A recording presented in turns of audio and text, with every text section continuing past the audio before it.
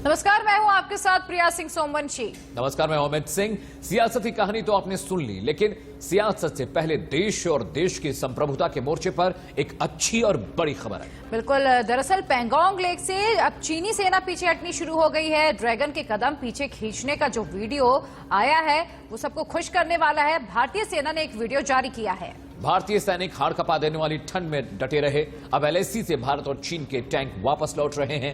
चीनी सेना फिंगर 8 की ओर वापस जा रही है। और लद्दाख में चीनी सेना के पीछे हटने का जो वीडियो है वो इस बात का सबूत है कि भारत ने चीनी सेना के मंसूबों को नाकाम कर दिया।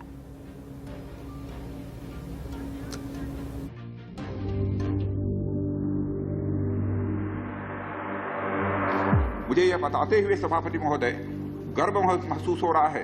भारतीय सेनाएं अत्यंत बहादुरी से सीमाओं की रक्षा करते हुए अडिग हैं और इसी कारण हमारा एज बना हुआ है। सभापति महोदय, हमने चीन को यह बताया है कि 3 सिद्धांतों के आधार पर हम इस समस्या का समाधान चाहते हैं। LAC को माना जाए और उसका आदर किया जाए। ये तस्वीरें 2020 जून में गलवान घाटी में भारत और चीन की सेना के साथ हुई झड़प की है। इस घटना में भारत के 20 जवानों की शहादत हुई थी। LAC पर 8 महीने बाद चीन के साथ समझौता हो गया है। लद्दाख की पेंगोंग लेक के उत्तरी इलाके से दोनों देशों की सेनाएं पीछे हटना शुरू हो गई हैं। खुद रक्षा मंत्री राजनाथ सिंह ने गुरुवार को राज्यसभा में इसकी जानकारी दी। साथ ही ये दावा भी किया कि इस समझौते से भारत ने कुछ नहीं खोया है और कहा, हम किसी भी देश को अपनी 1 इंच जमीन नहीं लेने देंगे। ये सदन को यह बताते हुए खुशी हो रही है कि हमारे इस अप्रोच तथा सस्टेन्ड टॉक्स के फलस्वरूप चीन के साथ पेंगोंग लेक के नॉर्थ एवं साउथ बैंक पर डिसएंगेजमेंट का समझौता हो गया है। हर चुनौती से लड़ने के लिए तत्पर हैं और अनवरत कर रहे हैं। सभापति महोदय, पिछले वर्ष से मिलिट्री एंड डिप्लोमेटिक लेवल पर चीन के साथ हमारा संबंध बना रहा है।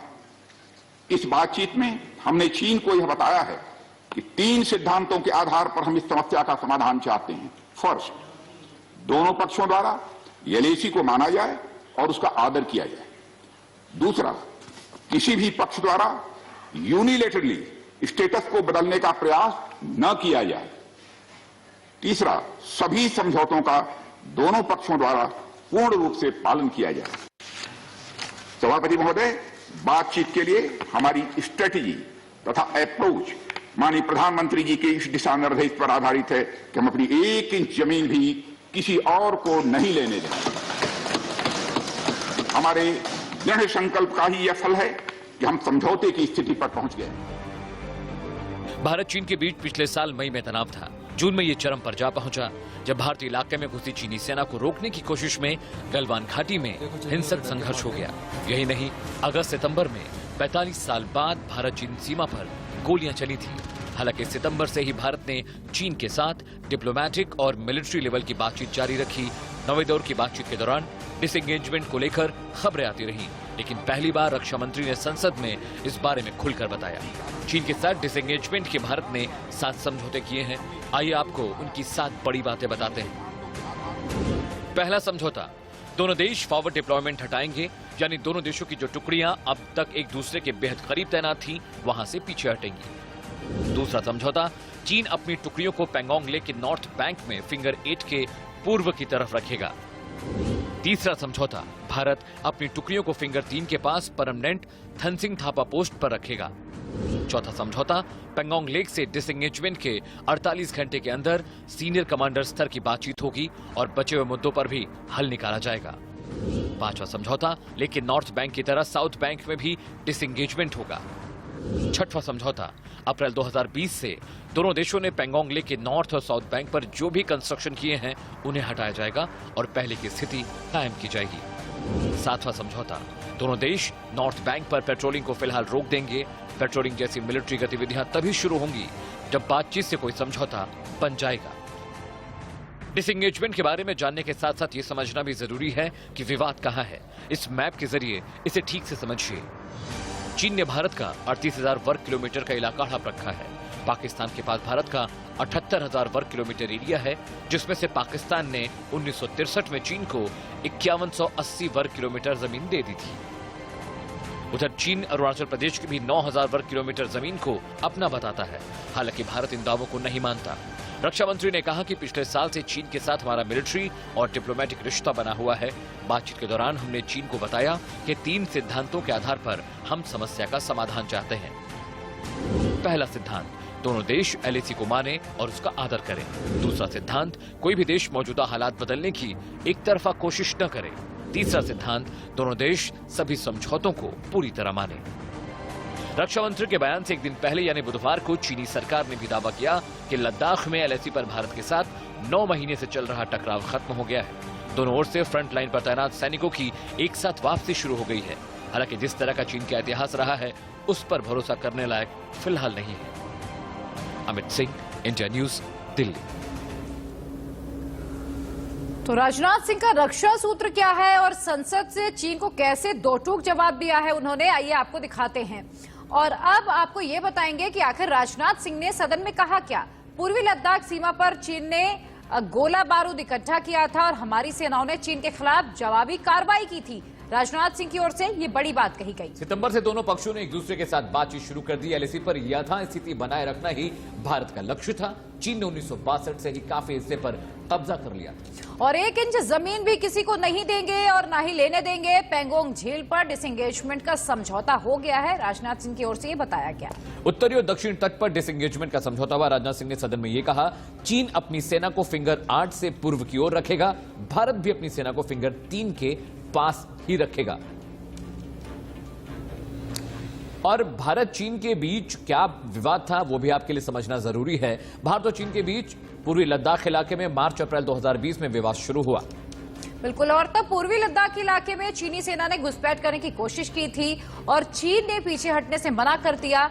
इसके बाद LAC पर लगातार दबाव बढ़ता चला गया। भारत और चीन की सेनाओं के बीच विवाद बढ़ गया। जून 2020 में संघर्ष हुआ। भारत के 20 जवान शहीद हुए। बड़ी संख्या में दोनों देशों ने बॉर्डर पर जवान तैनात किए। सर्दी में भी भारतीय सेनाओं की तीनों टुकड़ियां वहां पर तैनात रही और करीब 8 महीने के बाद ऐसा हुआ है कि जब दोनों देशों के बीच समझौता हुआ और दोनों देशों की सेनाएं अपने अपने एरिया में वापस लौटने लगी हैं।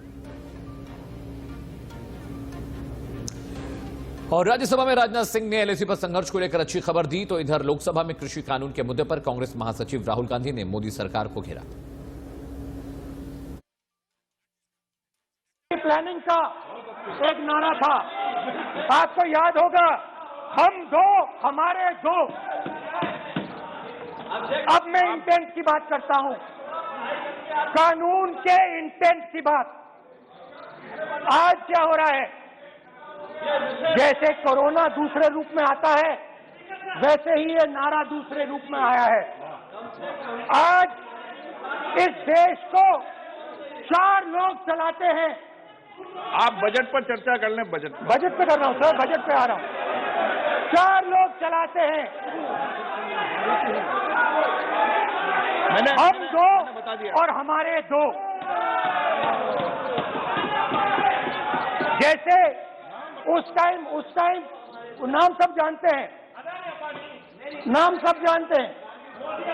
नो आप बोलो, आप डिस्टर्बेंस मत। हम दो हमारे दो। ये किसकी सरकार है? हम दो हमारे दो। पहले कानून का इंटेंट, माननीय सदस्य आप आसन कि हमारे 2 मित्रों में से एक जो सबसे बड़ा मित्र है उसको पूरे हिंदुस्तान के अनाज, फल और सब्जी को बेचने का अधिकार। ये है पहले कानून का इंटेंट। नुकसान किसका होगा? नुकसान ठेले वालों का होगा, नुकसान छोटे व्यापारियों का होगा, नुकसान जो लोग मंडी में काम करते हैं, लाखों लोग, उनका होगा। अब चलिए दूसरे कानून की इंटेंट की बात करते हैं। दूसरा कानून का इंटेंट दूसरे मित्र की मदद करने का है। दूसरे मित्र को पूरे देश में अनाज, फल और सब्जी की मोनोपोली दी जाएगी। अब आज दूसरा मित्र 40% हिंदुस्तान का अनाज अपने साइलों में रखता है।